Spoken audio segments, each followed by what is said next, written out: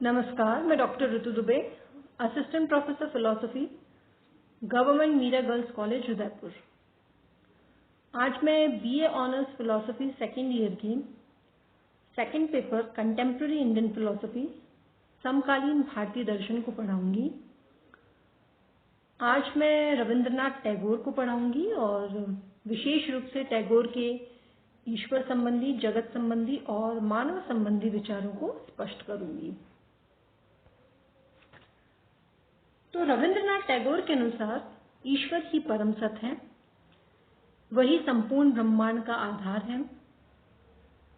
सृष्टि उसी ईश्वर रूप परम सत्य की अभिव्यक्ति है। वे कहते हैं कि सृष्टि की क्षमता ईश्वर का एक लक्षण है।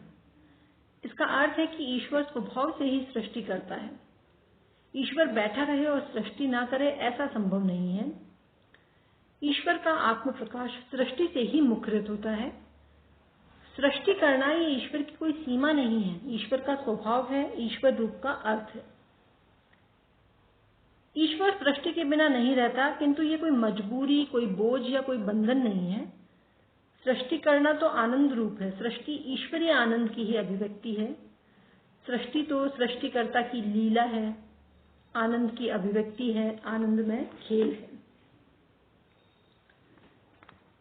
टैगोर ने यह भी कहा कि जो जगत है वो सत्य की ही अभिव्यक्ति है, ईश्वर की ही अभिव्यक्ति है, इसलिए वो पूर्ण मिथ्या या भ्रामक नहीं है। सत्य का व्यक्त रूप असत्य या मिथ्या हो ही नहीं सकता, वो भी वास्तविक ही है। अब हम देखते हैं कि टैगोर के मानव संबंधी विचार जो है वो क्या थे। टैगोर का मानव विचार विलक्षण है क्योंकि वे ईश्वर के परम रूप को पूर्णतः स्वीकारते हुए भी मानव को एक विशिष्टता और गरिमा प्रदान करते हैं और उसे जगत में एक विशिष्ट स्थान देकर प्रतिष्ठित करते हैं। कुछ विद्वानों ने टैगोर को प्राय मानवता का दार्शनिक भी कहा है। शायद इसका कारण भी यही है कि उनके दर्शन में मानव को एक केंद्रीय स्थान प्राप्त है। तात्विक दृष्टि से वो अनेक रूपों में ईश्वरीय है, फिर भी स्पष्ट रूप से इसी जगत का एक प्राणी है। तो इन दोनों ही रूपों का अद्भुत संगम है मानव। दरअसल टैगोर ने जीव विकास के इतिहास का एक चित्र उभारा और वहां वो ये दिखाने का प्रयास करते हैं कि ये जो जीव विकास क्रम है उसमें मानव के उद्भव के साथ विकास के स्वरूप में ही परिवर्तन आ जाता है। वे कहते हैं कि मानव के विकास के पहले के विकास का ढंग कुछ यंत्रवत रूप में अग्रसर हो रहा था ऑटोमेटिकली। भौतिक शक्तियां और कुछ यांत्रिक निर्णायक नियम और तत्व विकास का क्रम पूर्णतः निर्धारित और नियंत्रित करते थे। यंत्रवत ढंग से जीव जातियां उत्पन्न होती थी। वातावरण के अनुकूल समायोजित होने या नहीं होने के फलस्वरूप या तो जीवित रहती थी वो जीव जातियां या फिर नष्ट हो जाती थी। तो इस प्रकार जीव जातियों का विकास यंत्रवत जो है वो चलता रहा। किंतु जैसे ही मानव का उद्भव हुआ तो मानव के उद्भव के साथ ये जो जीव विकास प्रक्रिया थी इसमें एक अर्थपूर्ण परिवर्तन आ गया।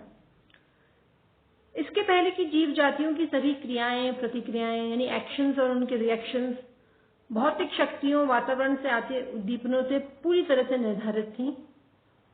वो भी इस कदर निर्धारित थी कि आप पहले से ही कुछ अनुमान लगा सकते थे कि किस परिस्थिति में किस जीव जाति की क्या प्रतिक्रिया होगी और वो किस प्रकार की होगी।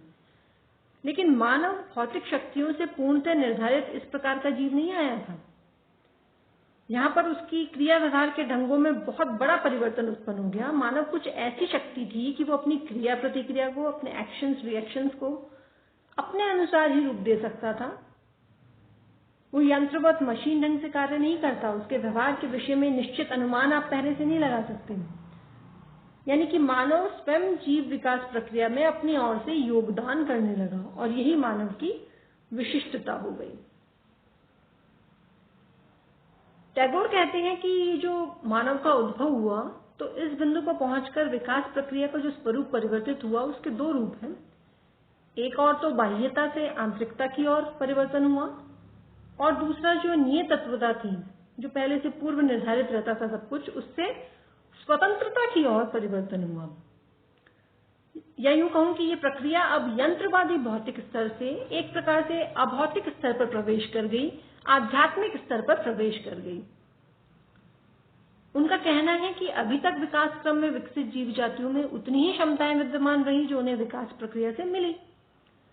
विकास प्रक्रिया के आध्यात्मिकता के स्तर पर पहुंचने का अर्थ है कि अब जो जीव विकसित हुए जैसे मानव, उनमें विकास प्रक्रिया से प्राप्त क्षमताएं तो थी ही, उसके अतिरिक्त तो कुछ और उससे परे की क्षमताओं को प्राप्त करने की क्षमता भी आ गई, और इसी को वो अतिरिक्त क्षमता या आधिक्य या सरप्लस कहते हैं।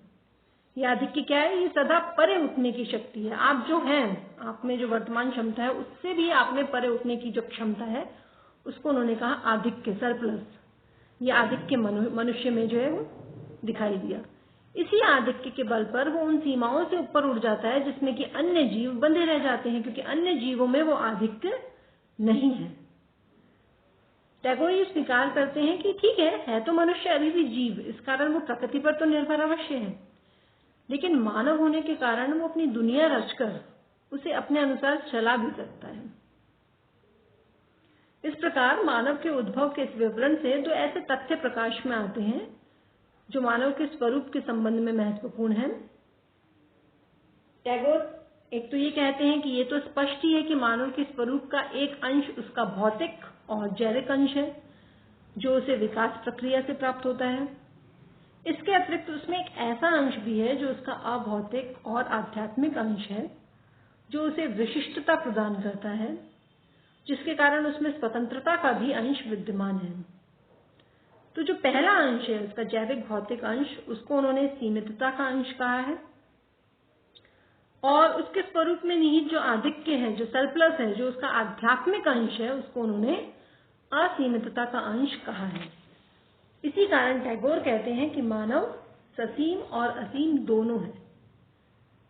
ये कहकर वो मानव स्वरूप के दो पक्षों को स्पष्ट कर देते हैं कि मानव के स्वरूप के दो पक्ष हैं। एक उसका आध्यात्मिक पक्ष, जिसे वो श्रेष्ठतर पक्ष कहते हैं, और दूसरा उसका भौतिक जैविक पक्ष जो पहले की तुलना में निम्नतर है। टैगोर कहते हैं कि मानव धरती का बालक तो अवश्य है, लेकिन है वो स्वर्ग का उत्तराधिकारी।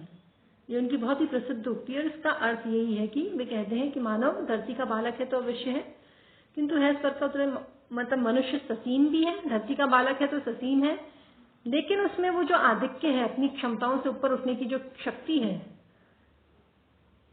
इसलिए वो स्वर्ग का उत्तराधिकारी भी है। ये उसका असीम पक्ष है, यानी इसमें ससीमता और असीमता दोनों विद्यमान है।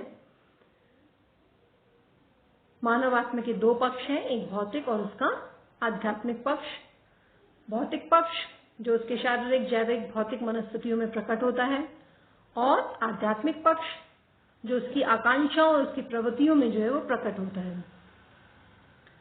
यहाँ एक और बात है जो इस संबंध में उल्लेखनीय है कि जब वो टैगोर मानव को ससीम असीम कहते हैं, तो वो ये कहते हैं कि मानव की व्यक्तिकता उसके ससीम पक्ष के कारण है, और उसकी जो सार्वभौमिकता है वो उसके असीम पक्ष के कारण है। दरअसल मानव को वो ये कहना चाहते हैं कि मानव को ससीम असीम कहने से उसकी व्यक्तिकता और उसकी सार्वभौमिकता दोनों विशिष्टताओं पर प्रकाश पड़ता है। हर मानव उसके अपने कुछ विशिष्ट व्यक्तिक लक्षण होते हैं, ये तो उसकी व्यक्तिकता है। इसी विशिष्ट व्यक्तिकता के कारण हर मानव हर दूसरे मानव से भिन्न है, यानी एक मानव को जो दूसरे मानव से भिन्न करे वो उसकी व्यक्तिकता है। किंतु उसके स्वरूप का एक पक्ष ऐसा भी तो होता है जिसके चलते वो मानव है, हर दूसरे मानव जैसा है। ये जो पक्ष है ये उसकी सार्वभौमिकता है, और इसी के कारण मानव की हर मानव के साथ एक तात्विक एकरूपता है। इसी संबंध में टैगोर का कहना है कि मानव की जो व्यक्तिकता है वो उसके ससीम पक्ष के कारण है, और उसकी सार्वभौमिकता उसके असीम पक्ष के कारण है। तो ये थे रविंद्रनाथ टैगोर के ईश्वर, जगत और मानव संबंधी विचार। आगे की एक वीडियो में हम इनके जो मानव स्वरूप के ससीम पक्ष और असीम पक्ष के जो विचार हैं उसके संबंध में और विस्तार से अध्ययन करेंगे। आज के लिए इतना ही काफी है। धन्यवाद।